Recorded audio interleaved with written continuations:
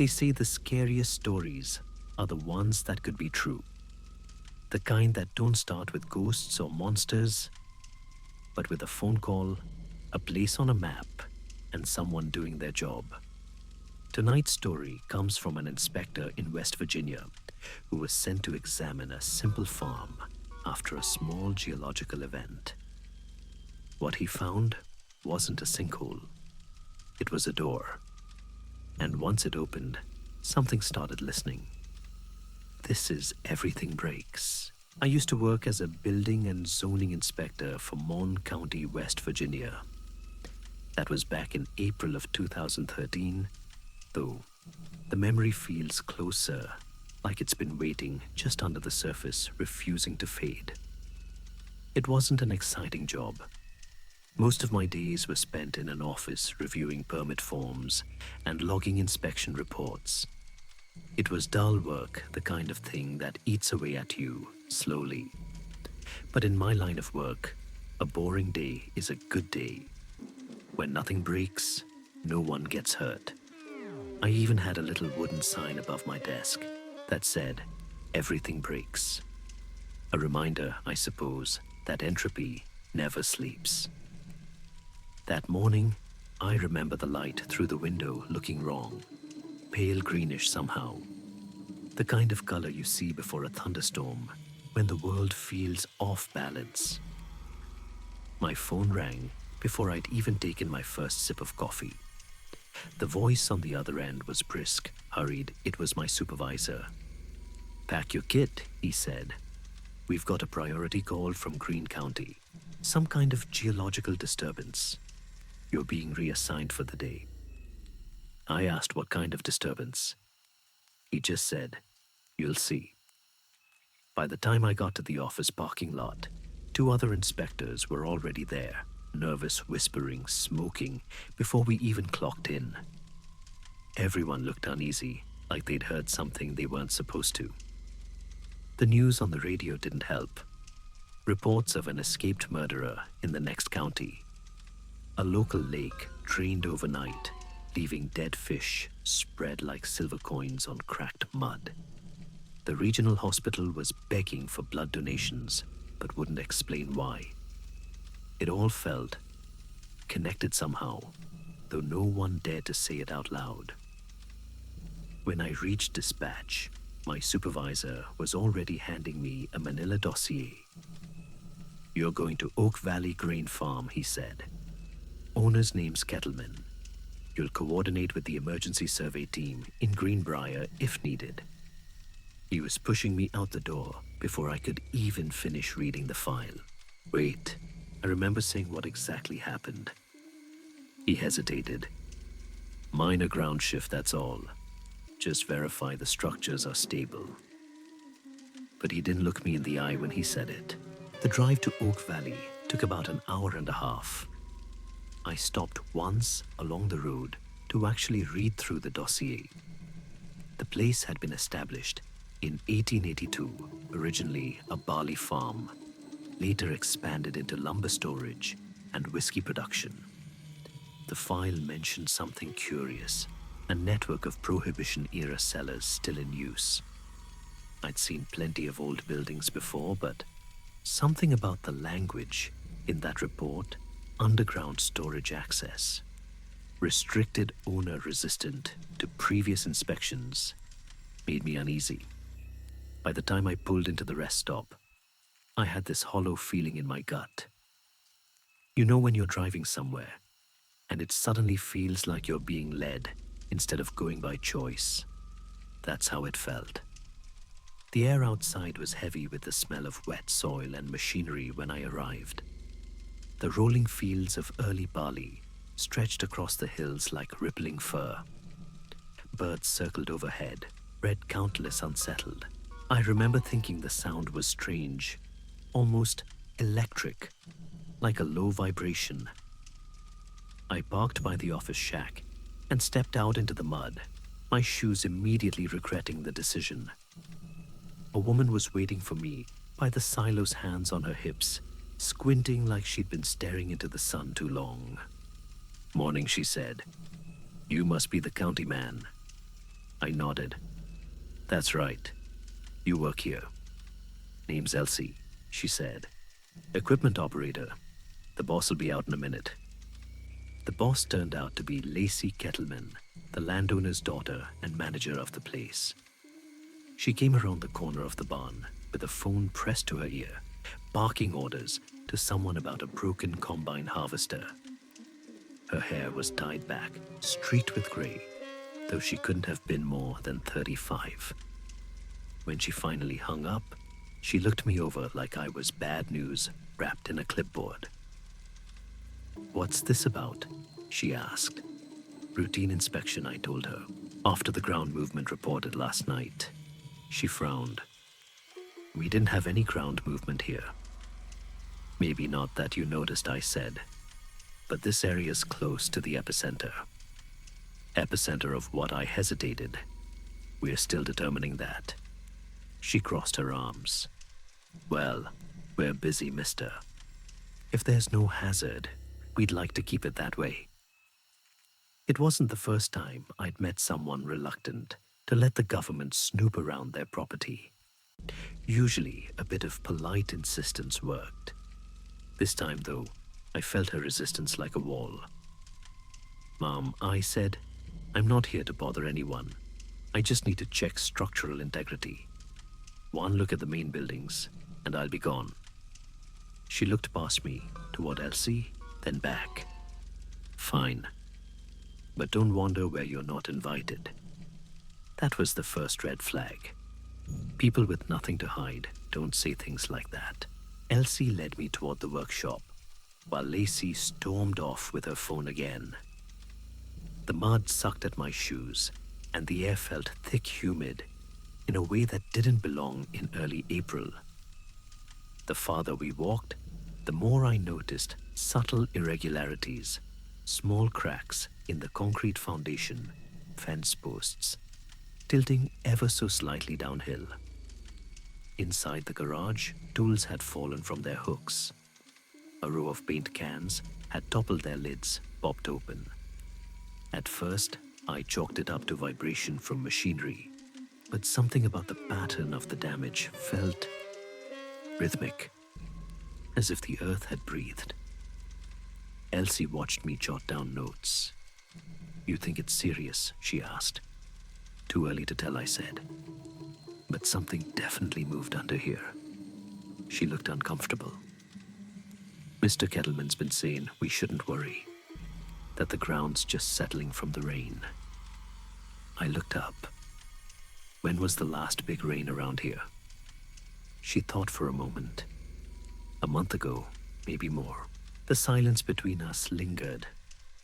When I finally met Lacey again, by the office, I told her I'd need to inspect the property perimeter the next day. She just nodded, not really listening. Her eyes were on the hills behind me, watching something I couldn't see. As I turned to leave, I asked, by the way, what's the well behind the gazebo used for? That got her attention.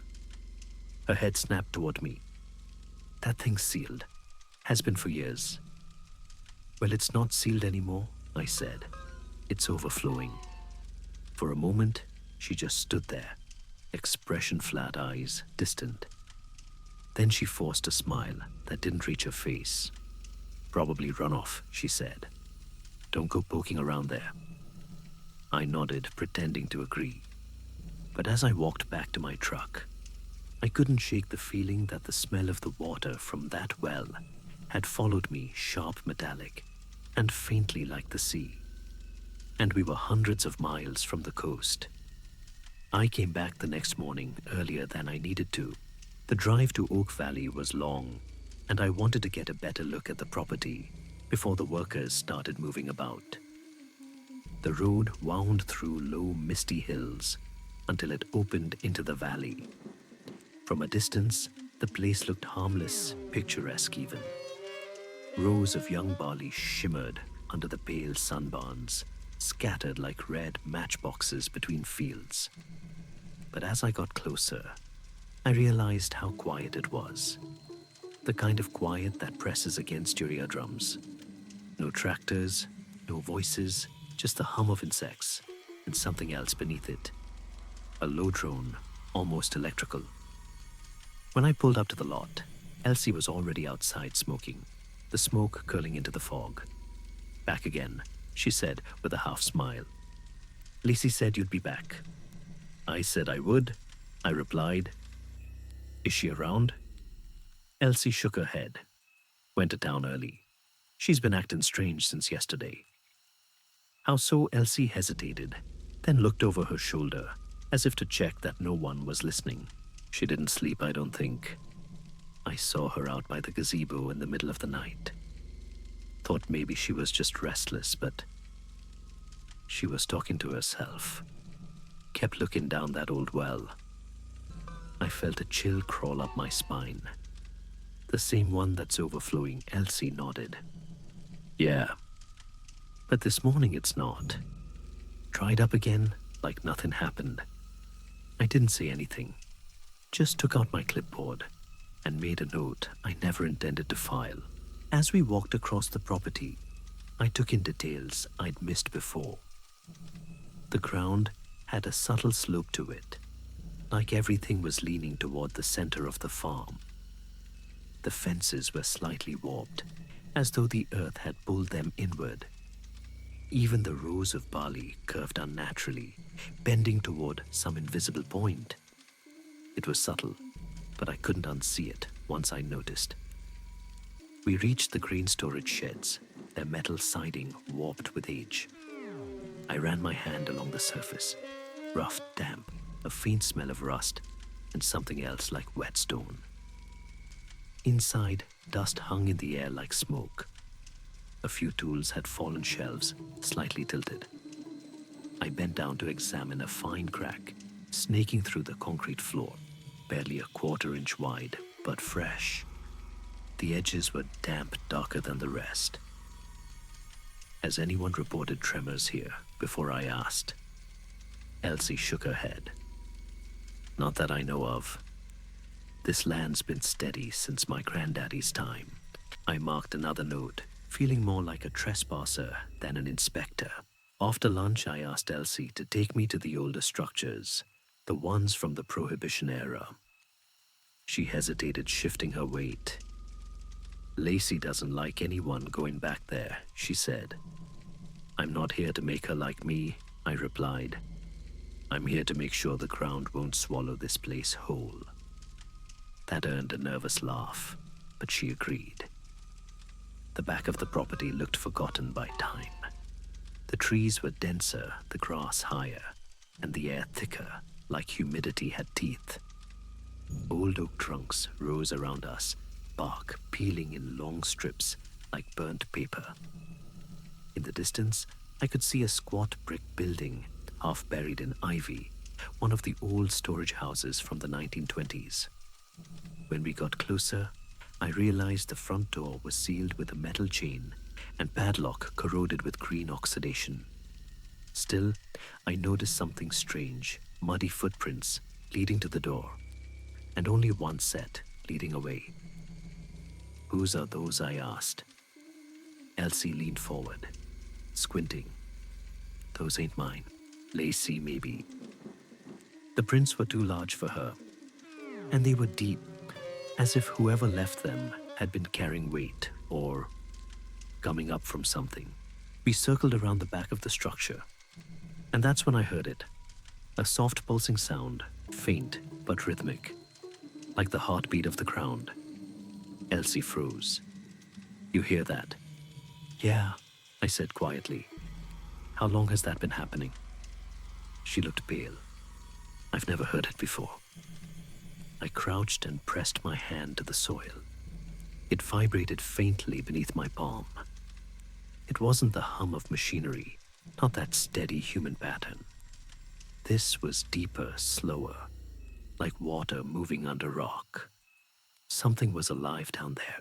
We walked back toward the main house, and that's when Lacey appeared, coming from the direction of the woods, hair-tangled jeans, soaked up to her knees. You're not supposed to be out here, she snapped. I stood my ground. You have structural instability under your property. I need to check the underground storage. Her expression shifted just for a second. I saw something flash across her face. Fear, maybe. Then it was gone. There's nothing down there but dust and old barrels, she said. You don't need to see that. With all due respect, Mom, I do. Lacey stepped closer, her voice dropping. This place has history. You don't dig into history unless you're ready to find what's still alive in it. I stared at her, unsure how to respond. Behind her, Elsie took a slow step back, like she didn't want to be part of the conversation anymore. After a long silence, Lacey exhaled sharply and turned toward the barn. Fine. You want to poke around? Be my guest. But if you get hurt, that's on you. She walked away muttering something under her breath that I couldn't quite hear. I decided to finish the exterior check before heading home. As I made my way towards the fence line, the sky darkened in an instant. The temperature dropped 10 degrees. Clouds rolled in like bruises spreading across the horizon. And from the corner of my eye, I saw movement near the old well by the gazebo. Something rippled under the surface. I took a step closer. The water was still again calm, glassy, but in the reflection, I could have sworn I saw a face, not mine. For a moment, I thought I heard whispering. Not words, just the shape of speech, the same pulsing rhythm as before. I stumbled back, nearly tripping over the stones. The air smelled of salt again, thick and wrong, like the ocean trying to crawl inland. When I turned around, I saw Lacey standing on the porch watching me. She wasn't smiling anymore. That night, I couldn't stop thinking about what I'd seen in that water. The face or reflection, or whatever it was, it kept replaying behind my eyelids, like an afterimage burned into my sight. Each time I blinked, I saw the same pale blur, the same wide eyes staring up from beneath the surface. By morning, I had convinced myself I'd imagined it. Sleep deprivation, stress, logical reasons. I told myself, the mind can make anything real when you stare long enough. So like a fool, I went back. The road to Oak Valley felt longer this time. The air had that thick electric charge that comes before a storm, though the forecast had promised nothing but clear skies. The trees leaned inward, as if watching. When I reached the property gate, the first thing I noticed was a hand-painted sign wired to the fence. Closed for renovation. No date, no explanation. I parked anyway. The gate was unlocked. The farm looked abandoned. No workers, no sound of machinery, just the faint metallic creak of the windmill turning lazily in the wind. I called Lacey's number twice. No answer. I sent a text. This is Inspector Reynolds. Need to complete follow-up. Please confirm site access, or I'll need to escalate. A minute later, a reply came through. 1 hour. So I waited. I walked the perimeter to pass the time.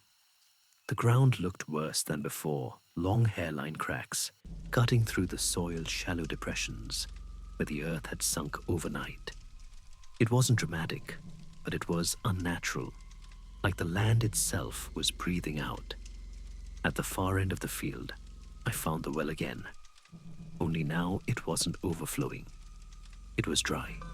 Completely. The stones around the rim were wet, as though the water had only just receded. Dark streaks ran down the side, and the air smelled of mildew and rot. I leaned over the edge and shone my flashlight down. The beam vanished into blackness after only a few feet. I should have walked away then, but I didn't. When I pulled back, I noticed something caught between the stones, a scrap of fabric, half rotted, wedged deep in the masonry. It was soft and waterlogged grayish blue, the same color as the hoodie Lacey had worn the day before. I told myself it was nothing. Probably old, probably trash. But it stayed in my pocket for the rest of the day, heavy and damp, like guilt. When Lacey finally appeared, she came from the main office, wearing different clothes. Her hair was wet, as if she'd just showered, but there were streaks of dirt under her nails. "Thought I told you to wait," she said. "I did," I replied. "I need to check the basement cellars today. The ground's shifting." Her jaw tightened. "There's nothing down there worth seeing." "Then it won't take long," I said. For a long moment, she didn't answer. Then finally, "Fine. Just stay close." We entered the main building. Inside, it smelled of damp wood and cleaning solution. Too clean, like she'd tried to scrub something away. The lights flickered faintly. "There's been a lot of movement under the property," I said, more to break the silence than anything. "You might have a water pocket forming, or gas pressure." "No," she said. "It's not that." Her tone stopped me. "What is it then?" Lacey hesitated, her eyes fixed on the floor. "It's old ground. Things don't stay buried here." Before I could ask what she meant, she motioned toward a narrow door at the end of the hall. "That's the access to the old storage. You can take a look, but watch your step. The boards are weak. The door was barely 3 feet wide. I had to turn sideways to squeeze through. The smell hit me first, a sharp tang of salt and ammonia, like seawater left too long in the sun. I turned on my flashlight. The beam lit a steep staircase leading down into darkness. Moisture clung to the walls, glistening like sweat. At the bottom, I could see the faint outline of barrels and shelving. "Who else has been down here recently?" I asked. "No one," she said quickly.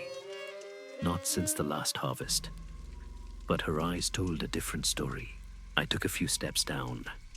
The wood groaned beneath my boots.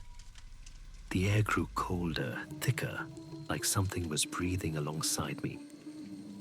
When I reached the bottom, I saw the floor was damp, glistening under the light. A thin film of water rippled gently, as if disturbed by a distant vibration. There were 2 corridors leading off from the main room, both carved from old stone, their ceilings low and arched. I couldn't see where they ended. "Is there a water source nearby?" I asked. "No," Lacey said behind me. "There hasn't been water down here for years." I knelt and dipped a finger into the puddle. The temperature startled me. It was freezing, almost painful. I pulled back and saw that my fingertip had come away coated in fine green silt. "Looks like algae," I muttered.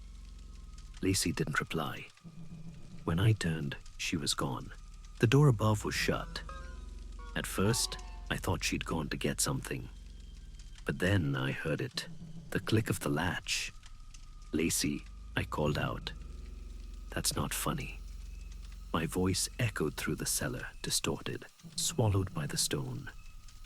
I started back up the stairs, but before I reached the top, I heard her voice muffled through the door. "I'm sorry," she said. Then came the sound of metal scraping against wood. The lock. Lacey opened the door. I pounded on it, but the wood didn't budge. My voice came back to me smaller, more desperate. Lacey's silence. Then a whisper, faint and broken, leaking through the cracks. "They said you'd come." What they said, they needed someone. My pulse thundered in my ears. Who's they? No answer. Only the sound of dripping water. I turned flashlight trembling in my hand, and for the first time I noticed the water level had risen slightly, just an inch maybe, but moving fast. It shimmered unnaturally, as though reflecting light from somewhere deep below. The low hum I'd felt outside was louder now, vibrating through the floorboards, up through my bones. The walls seemed to breathe with it. That's when I heard a sound, like a sigh, long and wet, coming from one of the side tunnels. And another, closer.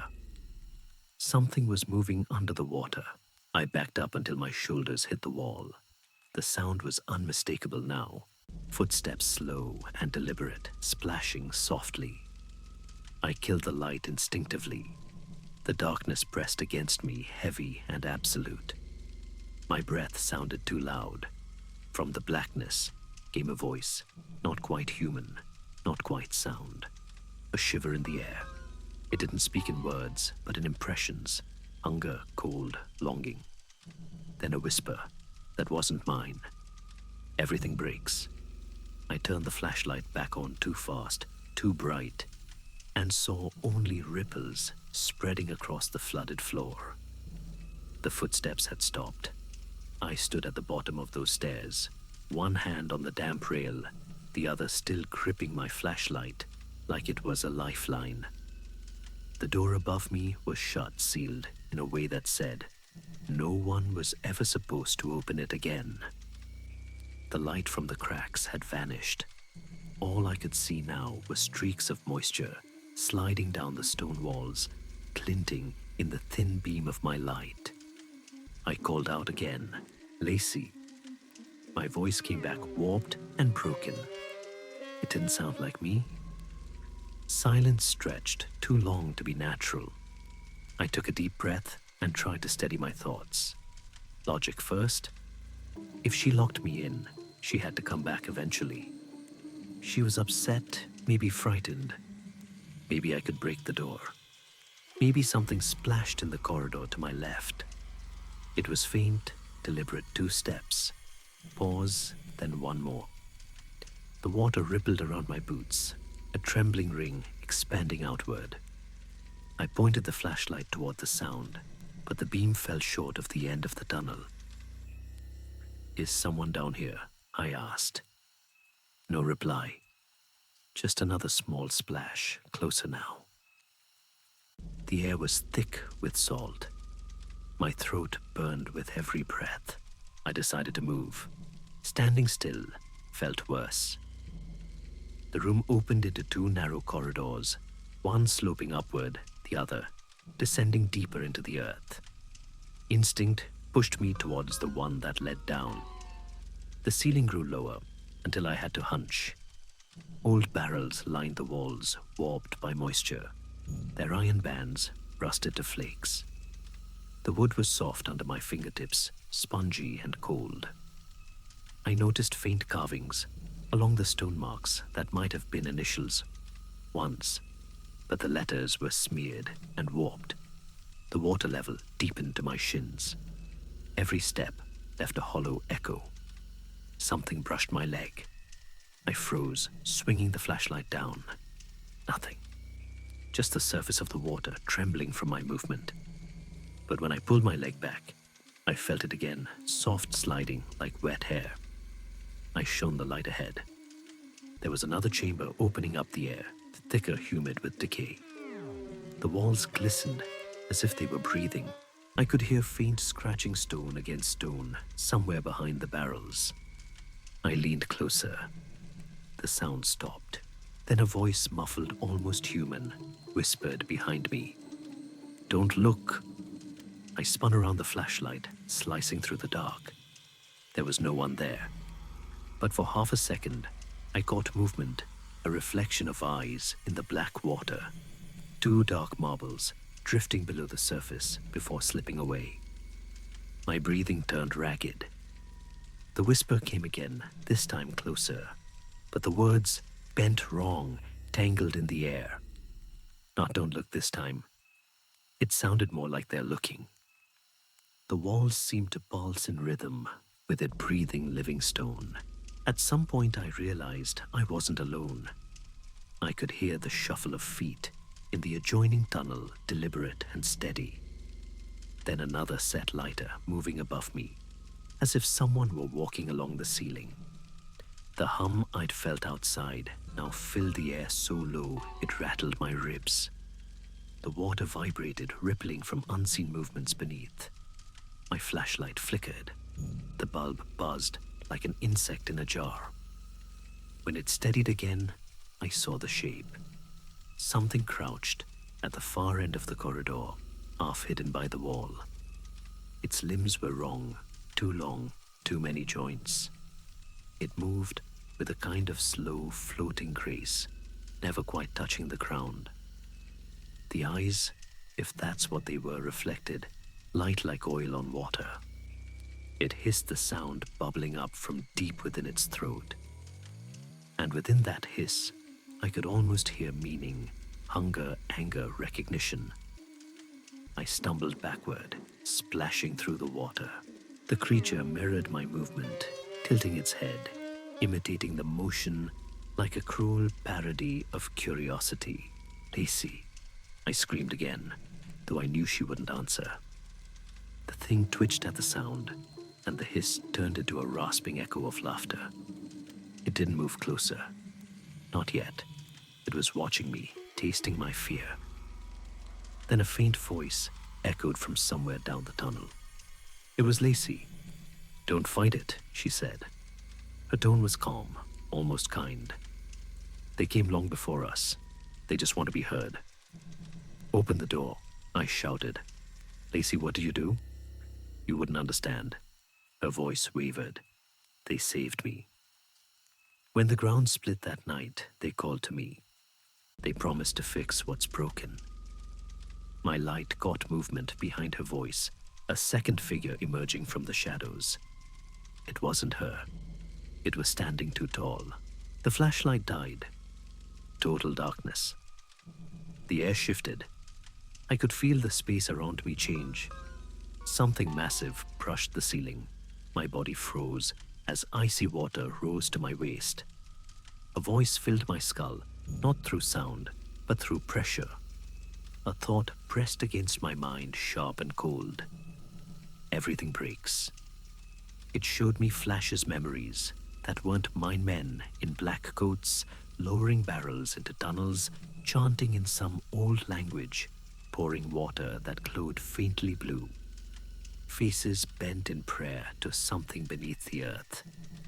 Then bane bones, bending skin, stretching lungs, filling with water that wasn't water. I screamed, but no sound came out. When my voice finally broke free, I was running. I didn't know which direction, only that I needed distance airlight, anything but that voice. The tunnels twisted on themselves, loops of brick and stone that led nowhere. I tripped over a fallen beam, hit the water face first.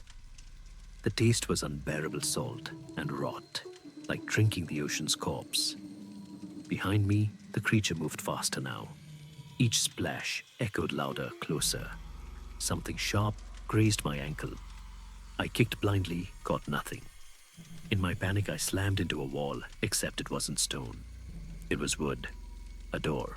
I clawed at the handle, locked. Then from the other side came a click. The latch turned. The door creaked open, just enough for me to see pale light spilling through. "Come on," said Lacey's voice, trembling. "Hurry." I stumbled into a narrow hallway, slamming the door behind me. My flashlight flickered back to life for a brief second, long enough to see Lacey's face. She looked wrong. Her eyes were pale, her skin gray with damp. She was shaking teeth, chattering, yet she smiled faintly. "I told you," she whispered. "They only want a voice." Then she turned and walked ahead, deeper into the tunnels. "Lacey, wait," I shouted, but she didn't stop. The water rose again, swirling around my knees, then my chest. From somewhere behind me came another sound, the wooden door shuddering, bending inward under immense pressure. Something was forcing its way through. I didn't think. I followed Lacey. The corridor twisted sharply, then opened into a wide chamber. In the center, half submerged, stood an ancient stone well identical to the one outside. Water poured from its rim in steady pulses, as though the earth itself was exhaling. Lacey stood beside it, staring down. "They've been here forever," she said softly. "And they're waking up." "Lacey, we have to leave," I said, grabbing her arm. It was freezing her skin slick, like fish scales. She smiled weakly. You can't leave what's already inside you. I pulled her back, but she didn't resist. Instead, she looked past me toward in the darkness. They're coming, she whispered. I turned just as the door behind us exploded inward. The sound that came from behind us wasn't like wood breaking. It was closer to bone, splitting under pressure. The door shuddered once, twice, then burst inward, as if the air itself had been punched out of the room. A wave of water followed, black and heavy, slamming into my chest. I hit the stone floor hard enough to knock the wind out of me. The flashlight tumbled from my hand, its beams spinning wild across the walls, catching flashes of motion in the torrent. Something vast, sliding through the flood, its body coiling in the darkness. Lacey. I gasped, but she didn't answer. She was still standing beside the well, her eyes fixed on the rising water mouth, open as though listening to a voice I couldn't hear. The water was up to my shoulders now. My boots scraped against loose stones.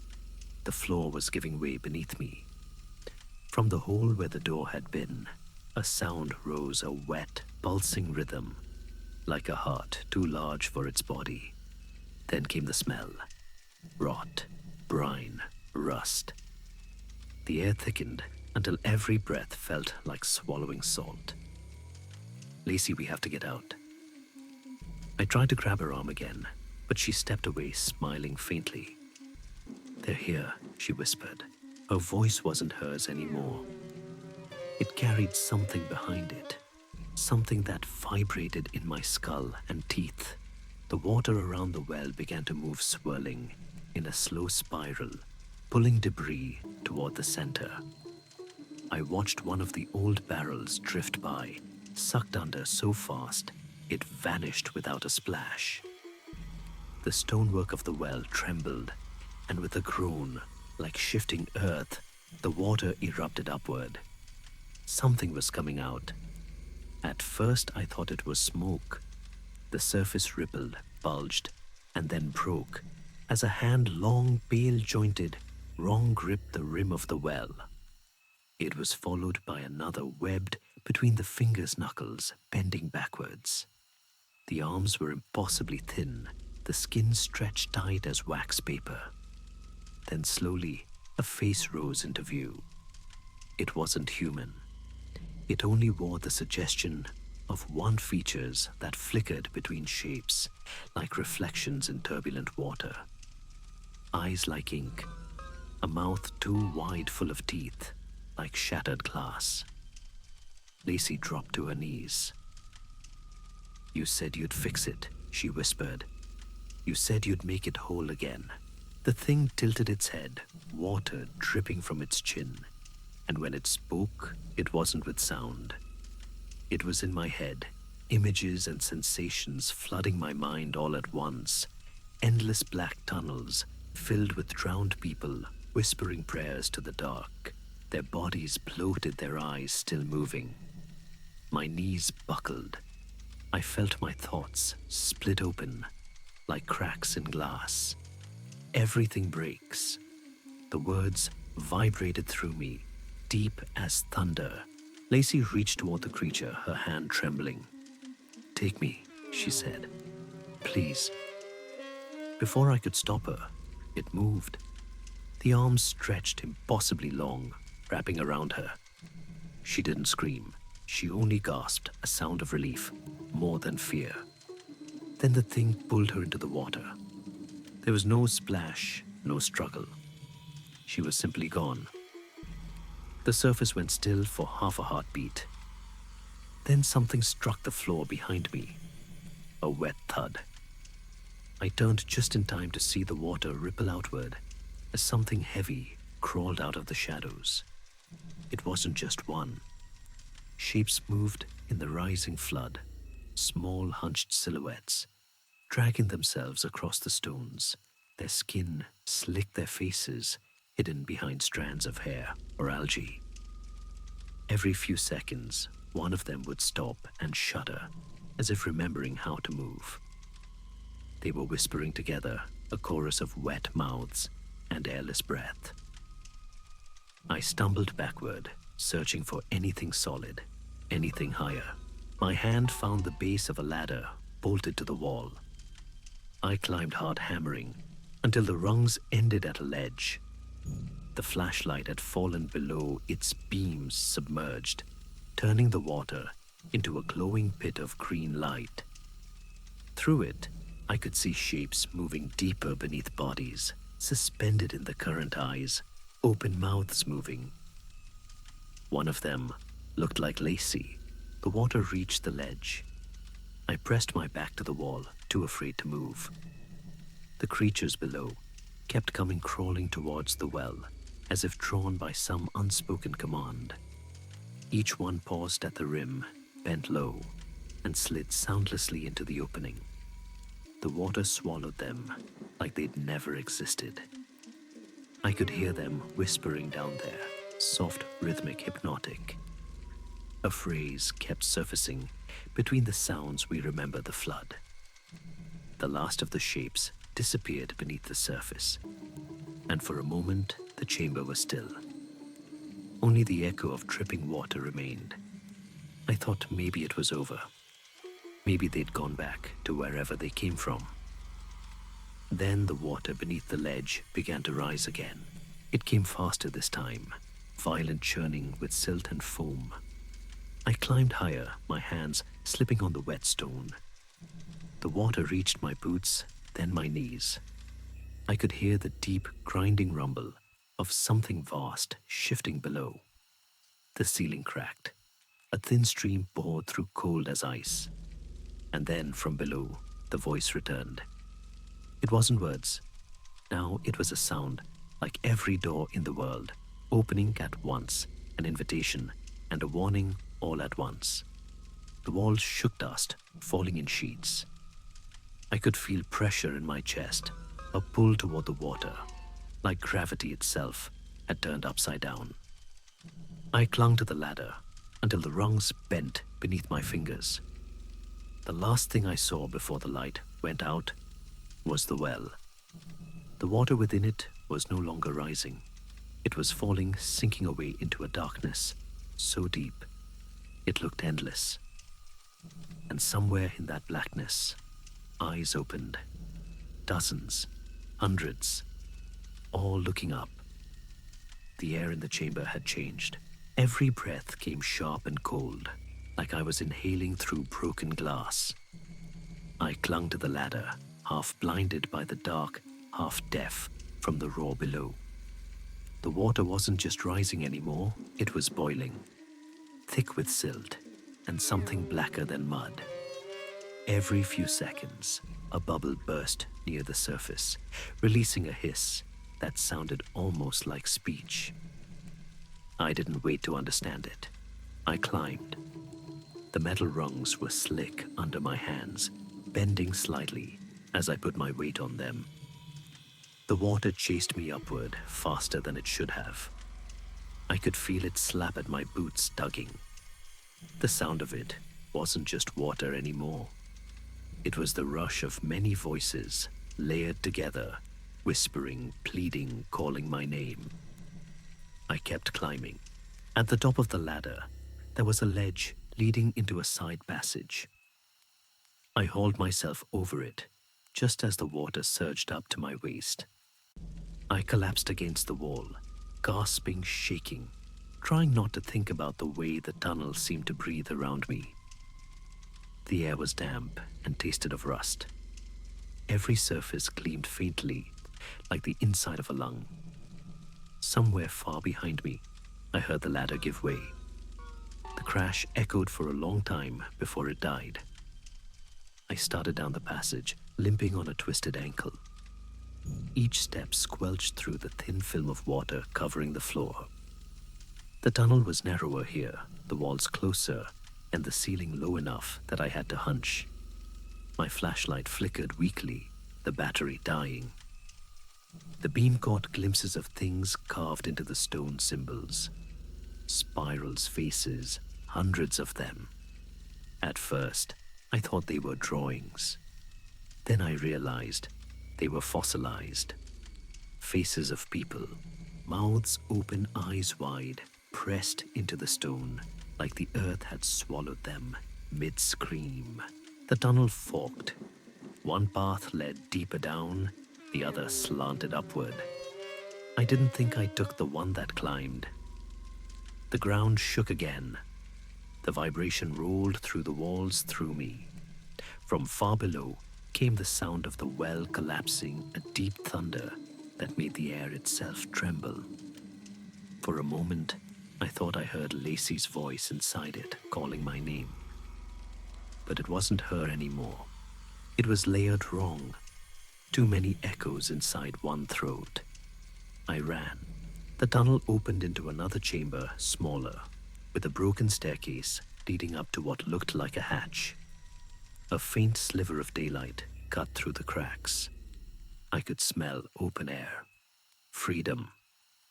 I splashed toward it, but the water had followed.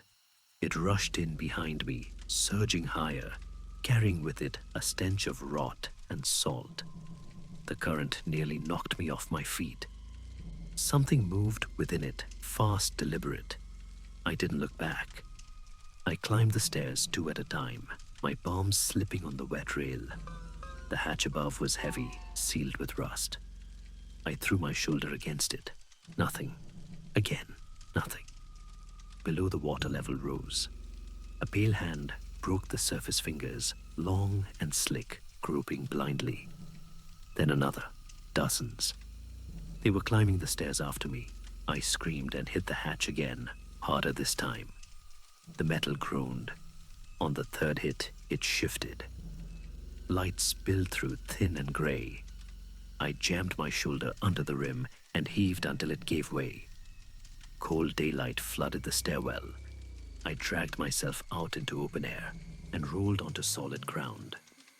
The sky above was a flat white sheet, the kind that promises rain.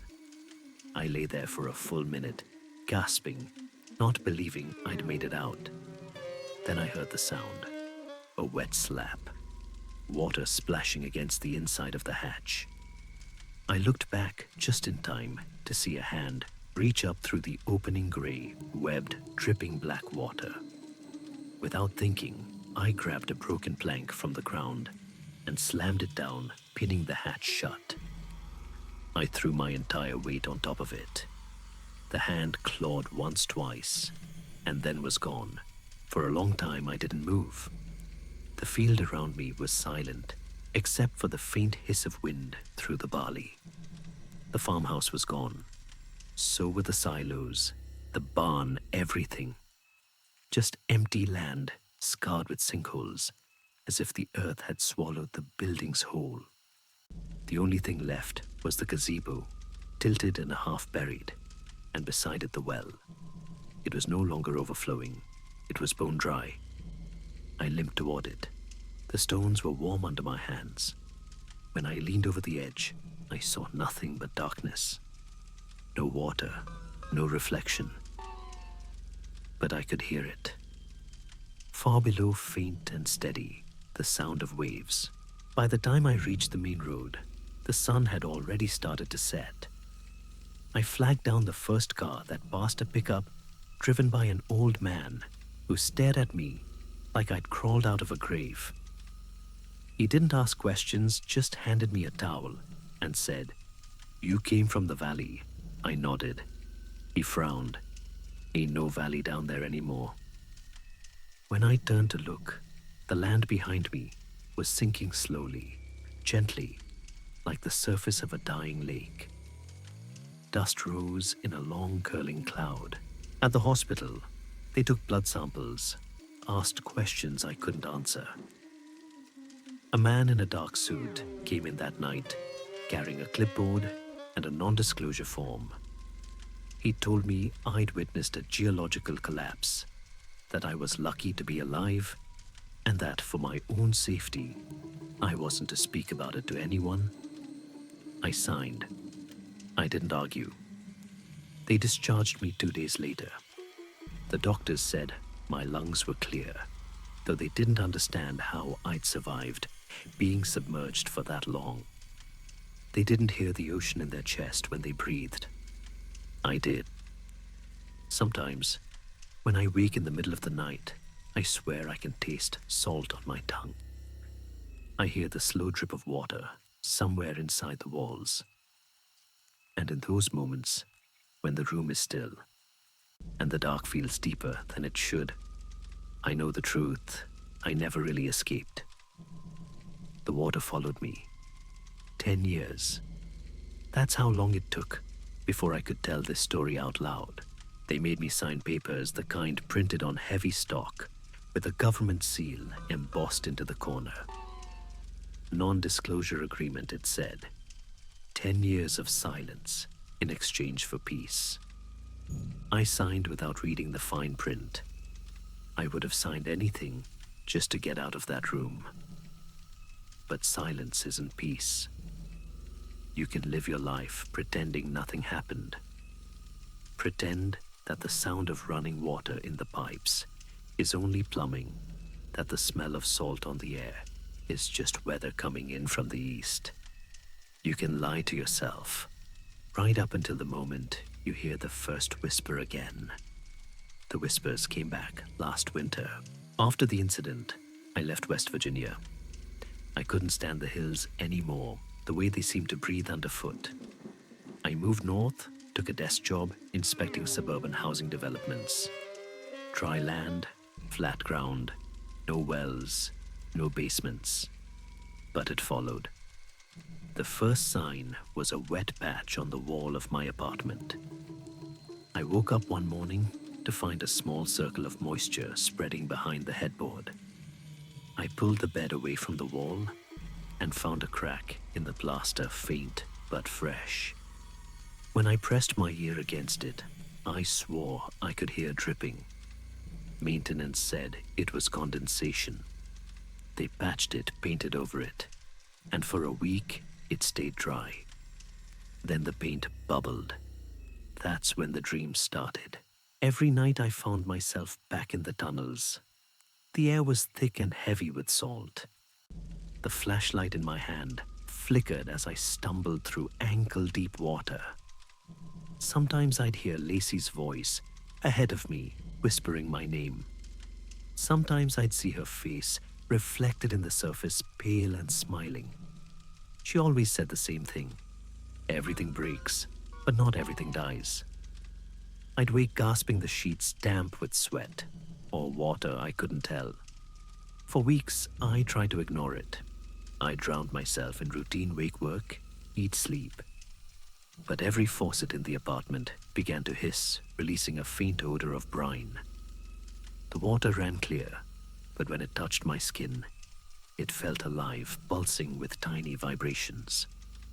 I started drinking bottled water only. I stopped showering. Still the smell lingered. One night around 3 a.m., I heard it again, that low hum. The same vibration I'd felt in the ground back in Oak Valley. It came from under the floor. I sat there in the dark, heart pounding, trying to tell myself it was the building's heating system. Then I saw the wallpaper moving. A bulge, small at first, spreading outward like something pressing from the other side. The seam split with a soft tearing sound, and a trickle of water leaked through cold, salty, leaving a dark streak down the plaster. I backed away, but the water kept coming. It formed a puddle on the floor, and for a second, I thought I saw eyes in it. 2 dark circles rippling just beneath the surface. I turned and ran. I didn't sleep that night. At dawn, I packed everything I could fit in a duffel bag and drove. No destination, just away. By the time the sun came up, I was 100 miles out of town, parked at a rest stop, staring at the gray horizon. The smell of salt was gone. The air was clean. I almost convinced myself I was free. But as I sat there, I noticed something in the side mirror, condensation, creeping up the inside of the glass, forming small drops that slid down the surface. When I wiped it away, the mirror fogged again. This time, the moisture spelled out a word. Listen, I threw the mirror out before I drove again. That was 3 months ago. I've moved twice since then.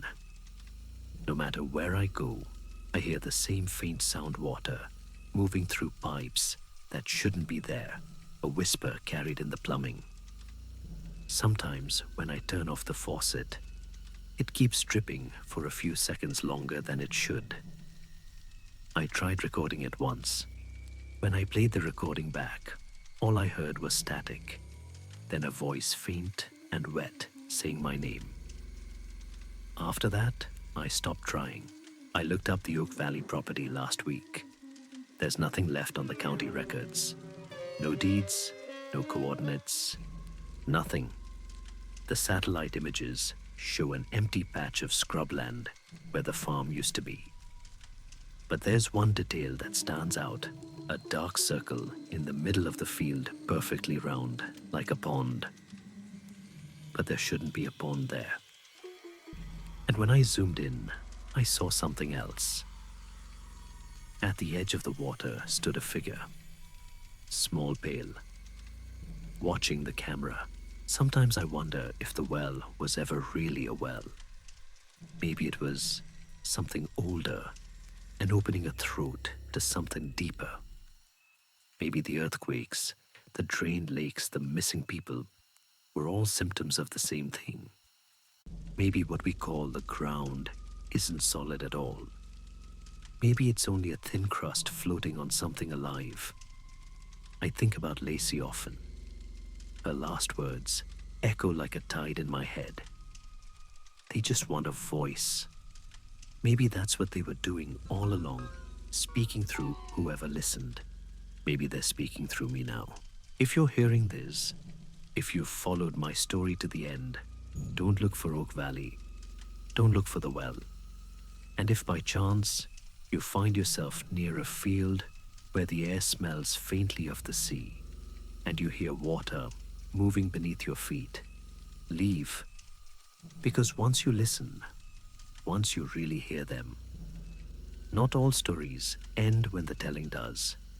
Some keep moving quietly through the dark, whispering in the pipes, echoing through the walls, waiting for someone new to listen. If you ever pass through a valley that smells faintly of salt, don't stop. Don't follow the sound of water beneath your feet. And whatever you do, don't listen too closely. Thank you for joining me tonight. If you enjoyed this story, remember to leave a light on for the next one, because the dark has a way of listening back.